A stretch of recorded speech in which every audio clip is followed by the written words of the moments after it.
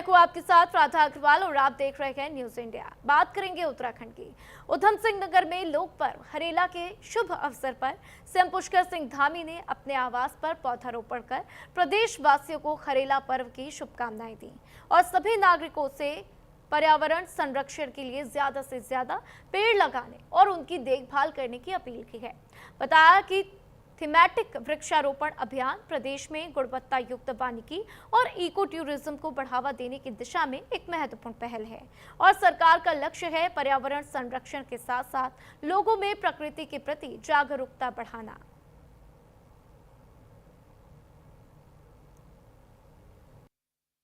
उन्होंने हमेशा से ही प्रकृति संरक्षण और प्रकृति पूजन का एक पर्व हमारे पूर्वजों के द्वारा मनाया जाता रहा है। इसके पीछे यही हेतु रहा है कि हम प्रकृति का पूजन करें, जिससे कि प्रकृति हमेशा जो है हमारा संरक्षण करेगी, हमको अच्छा पर्यावरण देगी, अच्छा हवा देगी, पानी देगी और अच्छा जीवन देगी। तो सभी लोगों को संकल्प लेकर पौधारोपण भी करना चाहिए और जो हमारे जल के स्रोत जो लगातार सूख रहे हैं, लगातार उनका न्यूनता उनमें आ रही है, उन सभी को विस्तार देने के लिए भी हम सब काम करेंगे और प्रकृति का संरक्षण करेंगे।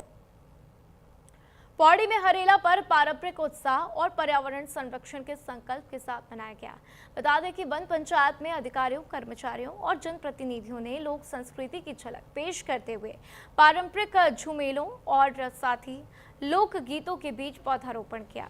इस मौके पर सभी ने एक पेड़ मां के नाम अभियान के तहत पौधे लगाकर पर्यावरण संरक्षण का संदेश दिया। तो वहीं जिला अधिकारी स्वाति एस भदौरिया ने कहा कि हरेला पर्व उत्तराखंड की समृद्ध सांस्कृतिक विरासत का प्रतीक है। यह प्राकृतिक संरक्षण का संदेश देता है। साथ ही गढ़वाल वन प्रभाग के डीएफओ महातिम यादव ने बताया कि जनपद में 75,000 पौधे लगाने का लक्ष्य निर्धारित किया गया। इस दौरान स्थानीय विधायक राजकुमार पोरी ने भी एक पेड़ मां के नाम अभियान के तहत पौधा लगाकर लोगों से ज्यादा पौधे लगाने और पर्यावरण संरक्षण में अपनी भागीदारी निभाने की अपील की।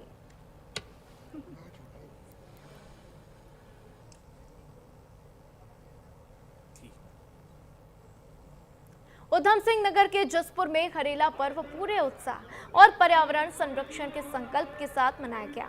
बता दें कि पूर्व विधायक शैलेंद्र मुखन सिंघल के नेतृत्व में आयोजित वृक्षारोपण कार्यक्रम में सभी समुदायों के लोगों ने बढ़ चढ़कर हिस्सा लिया। इससे पहले कौन सा नाम लिया था? महेश जी और प्रेम जी। और लगाना है हमारे राजेंद्र कंडारी जी और सूरज सिंह जी। राजेंद्र कंडारी। तो खेल मैदान में कुल 101 पौधे रोपे गए और हर पौधे पर लगाने वाले व्यक्ति की नेम प्लेट लगाई गई ताकि वो व्यक्ति अपने पौधे की कम से कम 1 साल तक देखभाल कर सके। तो वहीं इस मौके पर वक्ताओं ने लोगों से ज्यादा पेड़ लगाने और उनकी देखभाल करने के लिए भी अपील की है। तो देखिए किस तरीके से वहां पर पौधारोपण किया गया और पौधारोपण को लेकर ये तस्वीरें सामने आती हुई।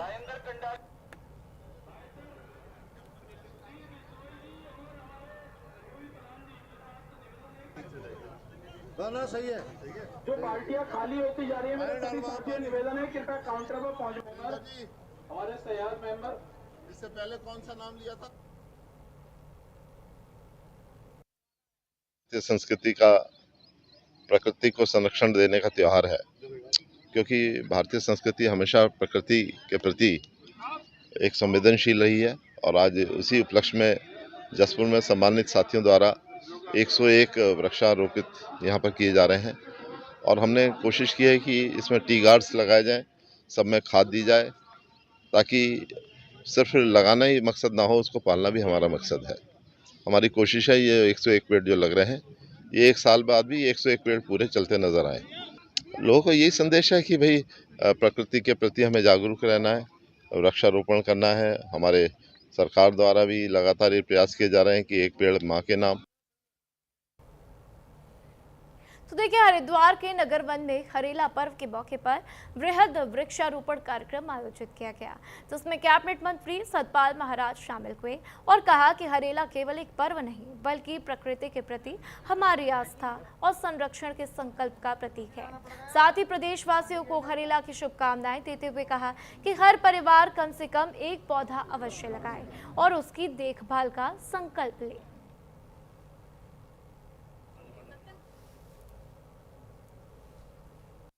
यहाँ जो है फॉरेस्ट डिपार्टमेंट द्वारा बहुत ही अच्छा कार्यक्रम आयोजित किया गया और जो औषधि पौधे हैं उनकी आज रोपण किया गया। रुद्राक्ष का पौधा है, पीपल का पौधा है, बरगद का पौधा है। ये सब ज़्यादा ऑक्सीजन छोड़ने वाले पौधे कहे जाते हैं, तो इनका रोपण किया गया और इनकी देखभाल किया जाएगा। ये बढ़ेंगे तो प्रकृति के जलवायु को। आप सभी को हरेला पर्व की बहुत बहुत शुभकामनाएं। हरेला केवल एक पर्व नहीं बल्कि प्रकृति के प्रति हमारी आस्था, कृतज्ञता और संरक्षण के संकल्प का प्रतीक है। मैं हरेला पर्व की शुभकामनाएं सबको देना चाहता हूं और ये मैं आज सबसे आग्रह करूंगा कि सब लोग ये संकल्प लें कि हम इस पर्यावरण संरक्षण को एक जन आंदोलन का स्वरूप देंगे। प्रत्येक परिवार प्रतिवर्ष में कम से कम एक पौधा अवश्य लगाएगा और उसकी देखभाल का संकल्प भी लेगा। जब समाज और सरकार मिलकर कार्य करेंगे तभी हम एक हरित, स्वच्छ और समृद्ध उत्तराखंड का निर्माण कर पाएंगे। आइए इस हरेला के अवसर पर हम लोग ये संकल्प लें और अधिक से अधिक वृक्ष लगाएं। उत्तरकाशी में हरेला पर्व के मौके पर गंगोत्री नेशनल पार्क और वन विभाग की टीम ने भारतीय तिब्बत सीमा पुलिस यानी कि आईटीबीपी के जवानों के साथ मिलकर गंगोत्री नेशनल पार्क में फलदार पौधों, रुद्राक्ष और देवदार के पौधों का रोपण किया। तो वहीं इस मौके पर गंगोत्री रेंज अधिकारी प्रदीप बिष्ट ने बताया कि इस वर्ष नेलांग जादू क्षेत्र में भी बड़े स्तर पर विभिन्न प्रजातियों के पौधे लगाए गए। उन्होंने कहा कि हरेला पर्व प्रकृति के संरक्षण का संदेश देता है और सभी लोगों को अपने जीवन में कम से कम एक पौधा अवश्य लगाना चाहिए।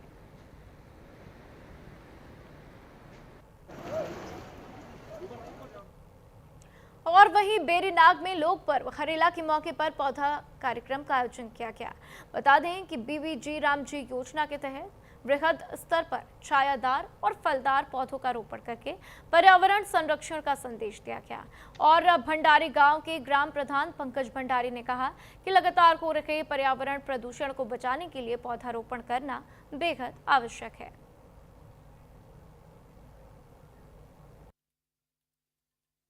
हमारे द्वारा बृहद वृक्षारोपण किया गया जिसमें पूरे गांव वालों का सहयोग था और इसमें जो पेड़ों की व्यवस्थाएं करी थी उसमें बीबीजी रामजी हमारे ब्लॉक से आए थे पेड़ और वन विभाग वालों का भी उसमें सहयोग रहा। और आने वाले समय में जो हमारा ये बहुत ही एक खूबसूरत ये मंदिर परिसर के चारों ओर जंगल है, उसमें पेड़ जो छोटे हैं वो पनप नहीं रहे थे, तो हमने एक ये अच्छा एक प्रयास करा है इसमें। अब मुझे उम्मीद भी है कि विभाग से कि आप वन विभाग या बीबीजी रामजी से कुछ इसके संरक्षण के लिए तार बाड़ की व्यवस्था करने की भी कृपा करें, तभी हमारा जंगल सुरक्षित होगा। डोईवाला में लोक पर्व हरेला के मौके पर बृहद वृक्षारोपण अभियान चलाया गया। बता दें कि अभियान में डोईवाला के विधायक सूर्य प्रकाश गौरेला और साथ ही एसडीएम अपर्णा डोंडियाल, नगर पालिका के कर्मचारी, तहसील प्रशासन और बड़ी संख्या में स्थानीय लोगों ने भाग लिया और पौधे लगाए।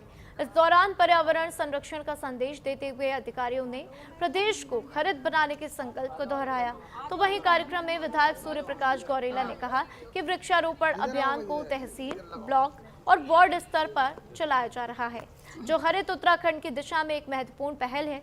साथ ही एसडीएम अपर्णा डोंडियाल ने बताया कि 15 अगस्त तक 25,000 पौधे लगाने का लक्ष्य निर्धारित किया गया है और हरेला पर्व के दिन भी करीब 5,000 पौधे लगाने का लक्ष्य रखा गया है।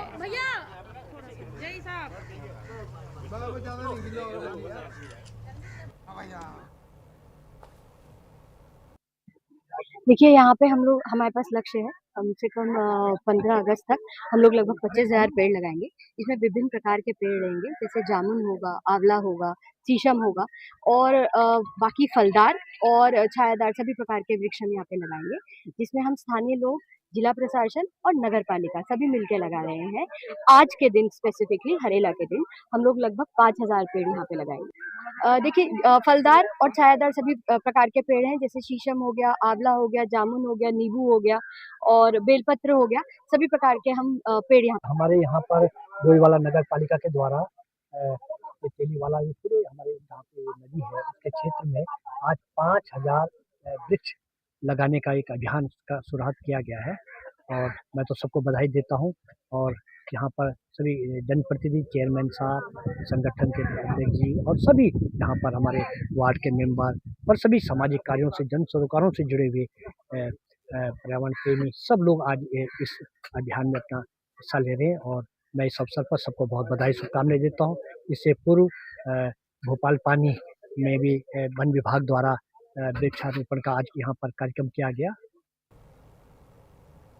खबर देहरादून से है, जहां लोक पर्व हरेला के मौके पर दून पुलिस ने पर्यावरण संरक्षण का संदेश देते हुए बृहद स्तर पर वृक्षारोपण अभियान चलाया।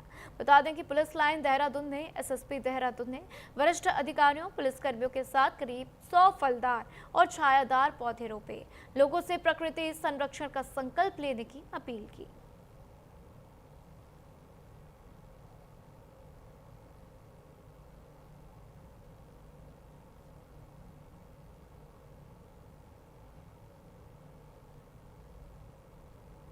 तो देखिए, हरेला पर्व के मौके पर अलग अलग इलाकों में पौधारोपण किया जा रहा है और हरेला पर्व पर दून पुलिस का ये हरित अभियान चलाया गया, जहां पर फलदार पौधे अलग अलग इलाकों में लगाए गए हैं।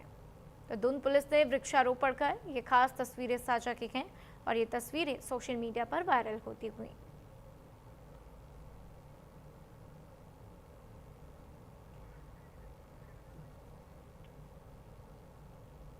गदरपुर में कोपा मुंसियारी हरिपुरा जलाशय बुनियादी सुविधाओं से वंचित है। बता दें कि करीब 5000 की आबादी और 800 से ज्यादा मतदाता रोज 500 मीटर तालाब नाव से पार करने पर मजबूर हैं। गांव में न पक्की सड़क है, न स्कूल, न अस्पताल। तो वही ग्रामीणों का आरोप है कि बीमार गर्भवती महिला या बच्चों को बाहर ले जाना बड़ी चुनौती बन जाता है। साथ ही बताया कि कई बार मुख्यमंत्री और क्षेत्रीय विधायक अरविंद पांडे से गुहार लगाई गई, लेकिन अब तक कोई समाधान नहीं निकला।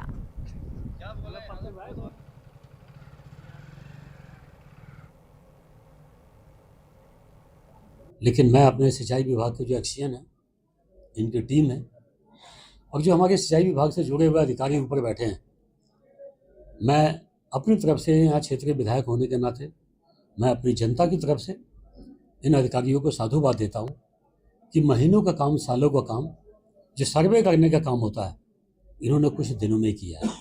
इन दिनों भीषण बरसात हुई, इस बरसात में भी रेन कोट पहन के, टोपी लगा के इन्होंने सर्वे किया है। मैं इसके लिए धन्यवाद देता हूँ। साहब, मेरी बहू डूब के खत्म हो गई थी, इसी नाव में जा रहे थे, लकड़ी भरी थी इसमें गट्ठे और मतलब नाव डूब गई तो डूब के खत्म हो गई। उसके बाद मतलब हमें कोई मतलब उसका कोई मुआवजा या कोई कुछ, विधायक जी को भी बहुत दौड़ भाग करी और मुख्यमंत्री जी के लिए भी यहाँ से एप्लीकेशन बना के भेजी, लेकिन कुछ नहीं बनाया। आज 2 बच्चे हैं उसके बेचारी के, वो पढ़े लिखे हैं, तो हमारे लिए मतलब कोई सुविधा नहीं हुई। बहुत मुख्यमंत्री जी के लिए भी कहा, विधायक जी के लिए भी कहा, कोई मतलब कोई वो नहीं हुआ। अब क्या मांग कर रहे हैं? अब तो 5-6 साल की बात हो गई, क्या मांग कर रहे हैं? अब अगर कुछ बन पड़े तो चलो उनके बच्चों के लिए कोई सुविधा, कोई बच्चों को किसी को नौकरी वोकरी अगर दिलाई जाए तो चलो कुछ सहायता हमें मिल जाए तो अच्छा ही है। हमारा देश और हम चांद तक पहुंच चुके हैं। 21वीं सदी में हम लोग इस समय जी रहे हैं, लेकिन मैं जिस जगह मौजूद हूँ यहाँ अभी भी लोग नौके पर सफ़र करते हैं, अपनी जीविकापार्जन के लिए नौके पर सफ़र करके उस पार जाते हैं और इस पार आते हैं। जी, मेरी मौजूदगी इस समय गदरपुर विधानसभा पूर्व कैबिनेट मंत्री अरविंद पांडे और मौजूदा विधायक अरविंद पांडे के गृह क्षेत्र में इस समय मैं मौजूद हूं और आप देख पाएंगे इस समय मैं नौके पर विचरण कर रहा हूं। हमने कहानियां बहुत सुनी थी कि पुराने ज़माने के लोग नौके पर आवाजाही करते थे, लेकिन इस ज़माने में भी आप देख पाएंगे लोग अभी भी नौके पर सफ़र कर रहे हैं। क्या स्कूली बच्चे, क्या बूढ़े, क्या जवान, क्या महिलाएं, सभी का एकमात्र सहारा ये नाव है। ये मेरे पीछे आप देख पाएंगे कोपा मुनस्यारी ये गांव है, विधायक अरविंद पांडे का गृह क्षेत्र है ये, और कोपा मुनस्यारी ये गांव है। और ये जो डैम का ये जो रोड है हरिपुरा जलाशय का, इसे पार करने के लिए अभी भी लोगों को और स्कूली बच्चों को नौके का सहारा लेना पड़ता है। अब देखते हैं कि कब तक लोग जो कयास लगा के बैठे हैं कि उनके लिए एक नया यहाँ सड़क उनके विधायक जी दिलाएंगे, उनके मुख्यमंत्री यहाँ पर उनके लिए एक सड़क का निर्माण कराएंगे। अब देखते हैं कि कब तक उनकी इस उम्मीदों पर खरा उतरते हैं विधायक जी, मुख्यमंत्री जी, ये तो आने वाला समय ही बता पाएगा। बाजपुर में न्यूज इंडिया की खबर का बड़ा असर देखने को मिला। बता दें कि बदखाल नाले की समस्या को प्रमुखता से उठाए जाने के बाद संबंधित विभाग हरकत में आया। दरअसल सिंचाई विभाग ने नाले की सफाई कराई, जिससे बरसात के दौरान जल भराव की समस्या से जूझ रहे ग्रामीणों को राहत मिली। सफाई अभियान के दौरान नाले से बड़ी मात्रा में गाद और कचरा निकाला गया, जिससे पानी की निकासी सुचारू हो गई। तो वहीं ग्रामीणों ने नाले की सफाई होने पर खुशी जताई और खबर दिखाने के लिए न्यूज इंडिया का आभार भी व्यक्त किया। हालांकि ग्रामीणों ने मांग की है कि केवल एक बार की सफाई से काम नहीं चलेगा, भविष्य में भी नालों की नियमित सफाई और स्थायी जल निकासी व्यवस्था सुनिश्चित की जाए, ताकि हर मॉनसून में लोगों को ऐसी परेशानी का सामना न करना पड़े।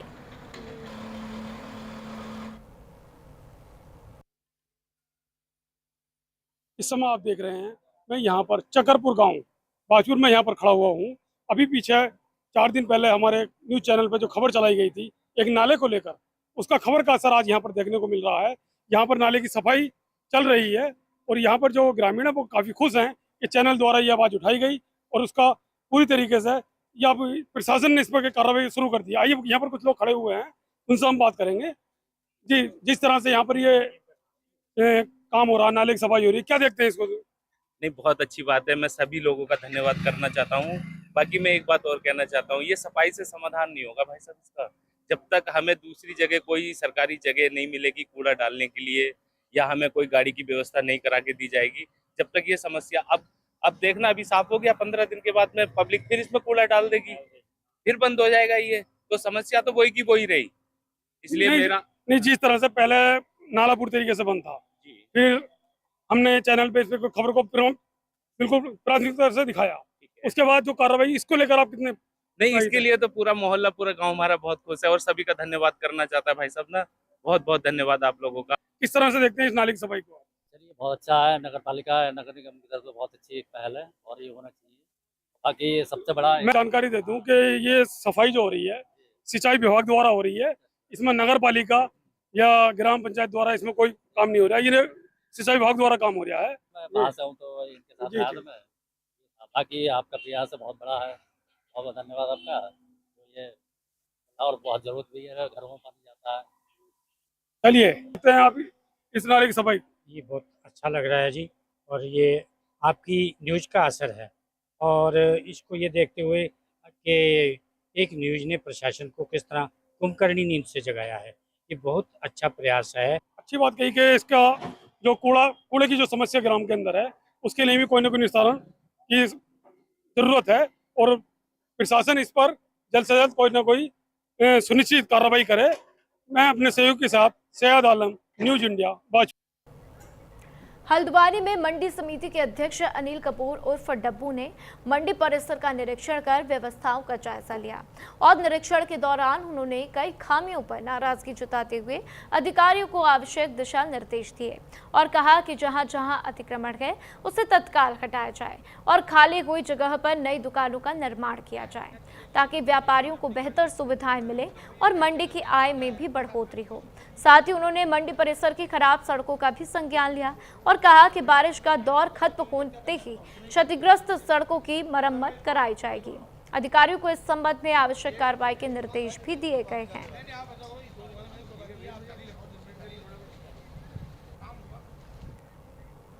लोहाघाट में हर घर नल जल योजना का पानी पिछले 7-8 महीनों से नाली में बहाया जा रहा, लेकिन जनता को नहीं दिया जा रहा, जिसके बाद जनता ने संबंधित विभाग के खिलाफ गहरी नाराजगी दिखाई है। दरअसल ग्रामीणों ने बताया है कि पिछले 7 से 8 महीनों से 24 घंटे में 2 इंच मोटा पानी नाली और सड़क में बह रहा है, जिस कारण सड़क भी क्षतिग्रस्त हो गई है और पेयजल का संकट बना हुआ है। तो वहीं लोगों ने जिलाधिकारी चंपावत से मांग करते हुए कहा कि हर घर जल योजना को पूरा करना, जनता को पेयजल उपलब्ध कराया जाए। साथ ही प्रशासन से समस्या के समाधान की भी मांग की है।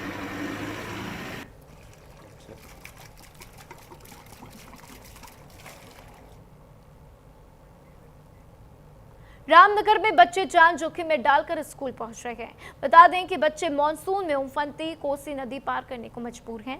दरअसल कोसी नदी पर कोई भी पुल नहीं होने के कारण वहां हर दिन स्कूल जाने के लिए बच्चों को तेज बहाव के बीच पानी से गुजरना पड़ता है, नदी पार करनी पड़ती है।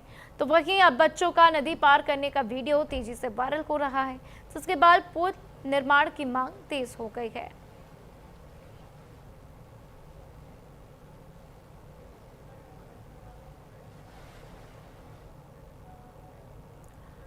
और खबर मुनस्यारी से है, जहां पर थल मुनस्यारी मोटर मार्ग पर लगातार बारिश के चलते एक बार फिर खतरा मंडराने लगा, जिससे यातायात भी प्रभावित हो गया और दोनों ओर वाहनों की आवाजाही भी बाधित हो गई। हालांकि सूचना मिलते ही सीमा सड़क संगठन यानी कि बीआरओ की टीम मशीनों के साथ मौके पर पहुंच गई और मार्ग खोलने का काम भी शुरू कर दिया गया। फिलहाल प्रशासन ने यात्रियों से अपील की है कि वे मौसम और सड़क की स्थिति की जानकारी लेकर ही यात्रा करें।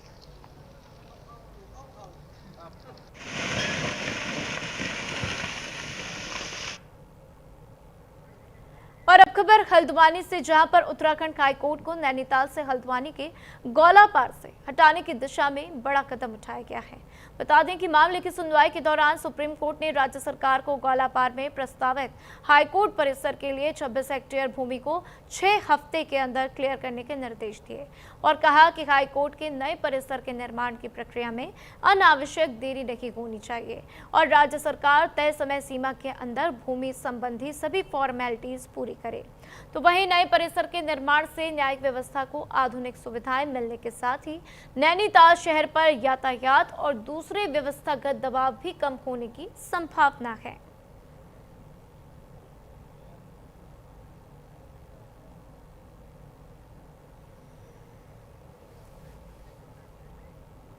उत्तरकाशी में निर्माणाधीन सिल्क 11 टनल में मंगलवार को बड़ा हादसा हो गया, जिसमें शॉर्टक्रीट लाइनिंग का हिस्सा गिरने से 21 साल के श्रमिक की मौत हो गई। तो वहीं अब घटना की सूचना मिलते ही जिला प्रशासन पूरी तरह से अलर्ट मोड पर आ गया है। बता दें कि जिला अधिकारी प्रशांत आर्य ने मामले की गंभीरता को देखते हुए उप जिलाधिकारी बड़कोट को तत्काल घटना स्थल पर पहुंचने के निर्देश दिए। साथ ही जिलाधिकारी ने यह भी निर्देश दिए कि मृतक श्रमिक के परिजनों को हर संभव सहायता उपलब्ध करवाई जाए। फिलहाल प्रशासन ने स्पष्ट किया है कि दुर्घटना के वास्तविक कारणों का खुलासा विस्तृत जांच रिपोर्ट आने के बाद ही किया जाएगा। जिला प्रशासन पूरे मामले की निगरानी कर रहा है और जांच के आधार पर आगे की कार्रवाई भी की जाएगी।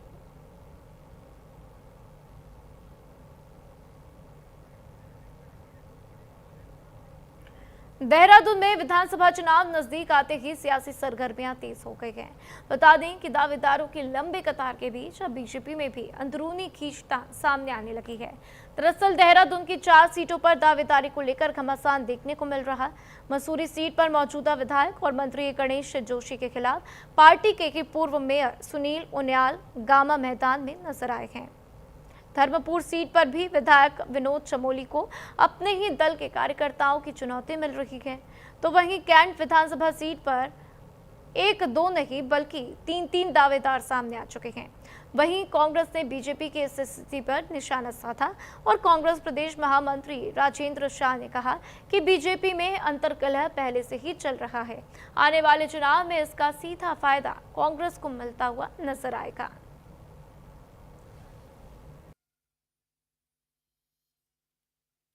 तो मैंने सबके लिए कह दिया ना, वो एक भी विधानसभा का विषय नहीं है।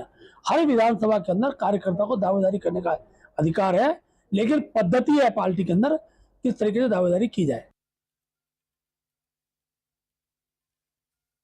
भाजपा में जितनी अंतरकलह है, जो स्थितियां वहां बनी हुई है, आपने पिछले दौर में देखा होगा कि 2 पूर्व मुख्यमंत्री, एक सांसद और 2 विधायक जो है वो पांडे जी के घर जा रहे थे। किसी तरह से समझा बुझाकर उन्हें रोका गया और पांडे जी की वो चिट्ठी जो वायरल हुई वो आप तमाम लोग जानते हैं। नई बात मैं आपको कहूं तो इनके 8 से 9 मंत्री चुनाव हार रहे हैं। ये इनके सर्वे में है, हमारे सर्वे में नहीं है। और जितने इनके विधायक है वर्तमान है, इनमें 50% विधायक भी चुनाव हार रहे हैं। और फिलहाल इस बुलेटिन में इतना ही। खबरों का सिलसिला लगातार जारी है, देखते रहिए न्यूज़ इंडिया।